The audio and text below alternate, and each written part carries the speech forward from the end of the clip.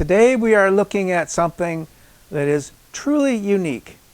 This is a Texas Ranger game, Gottlieb obviously, but also notice from the front, no front door. This game was originally designed to explore the possibility of home sales. Ultimately it didn't go anywhere, but when I started at Gottlieb in 1972, this game was in our playroom. This game had already been built, so I'm not sure when it was actually put together.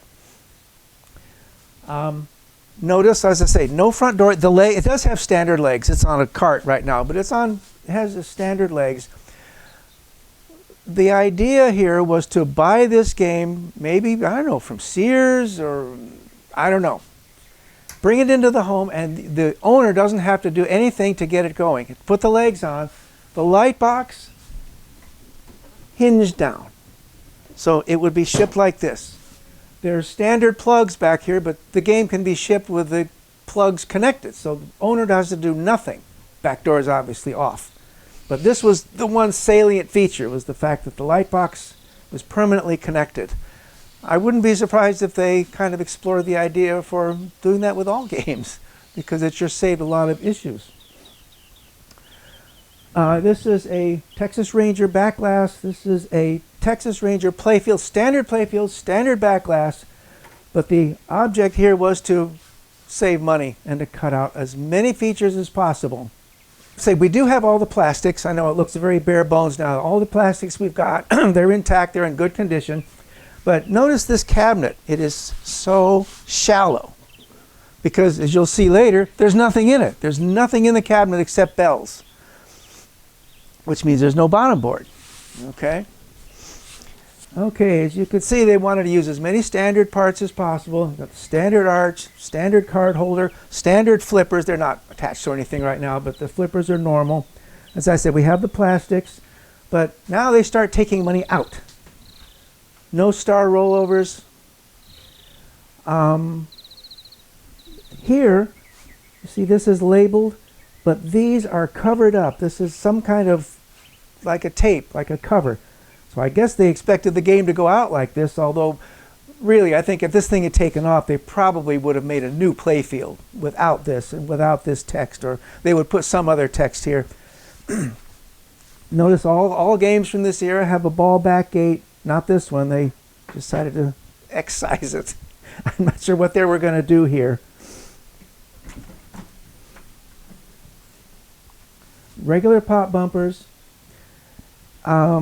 As I say, the game is severely shortened in its features. Apparently all you do is you step this around, step up the bonus, and it will award extra balls. We don't know how this is going to work yet. This is an Italian add-a-ball back glass.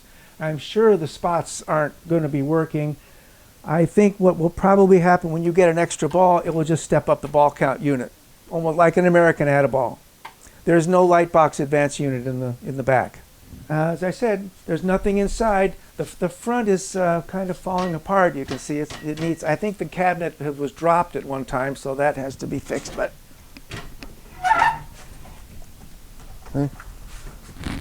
there's nothing here.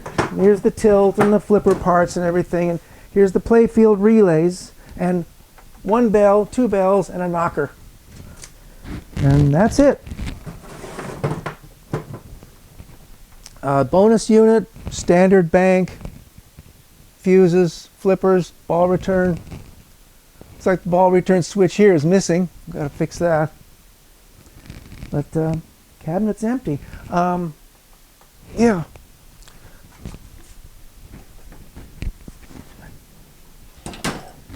This is the light box. There is no bottom board, as I said, so everything is here.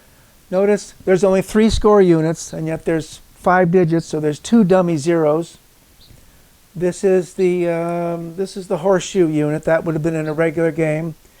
These relays, these are the relays that would be on the bottom board. Here's the tilt relay. Here's the lock relay. Here's the out-hole relay in the light box. Ball count unit, the motor, very simple motor. Notice no top studs. There's no motor 1B. There's a lot of switches missing from what you would normally expect. There's quite a bit of let's call it unauthorized wiring. I don't know why this was here, because I'm pretty sure when I was there, I played this game. Just to play it once or twice, just to check it out. But I don't know where this came from, because I think if this had been somebody at Gottlieb had been playing around, we wouldn't have used plastic wires. We didn't even have wire like this in this gauge. We would have used cotton wire. So don't know about any of this stuff yet. Transformers had a little water damage. On-off switch in the back here. And so except for what's on the playfield, this is the game. The reason this game is out in the world is because at Gottlieb, we had a policy that a game like this, a prototype of a different company, never our own samples, just things that we would get now and then that had no further use. It was policy that the engineers could take one of these games home, sort of on permanent loan. You take care of it, realize it belongs to the company, and you take it home and have a home game. One of the guys in engineering took this game home. He had kids, and we weren't going to make this thing, and so he took it home. That's how it got out of the company. And how the path from his possession to it being here, we're not sure about. We have to find out.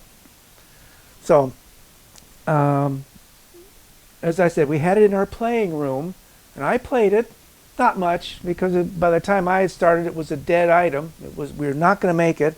As far as I know, we never made any more. This is the only one of its kind in the universe.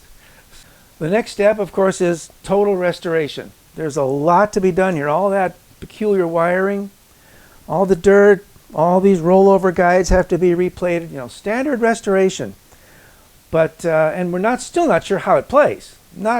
I'm learning more. There's no schematic. We've got a couple of schematics from similar games, but I don't think we ever drew up a print for this, because it was never intended to leave it never left the engineering department. So you will see this game again when it's completely restored. So stay tuned.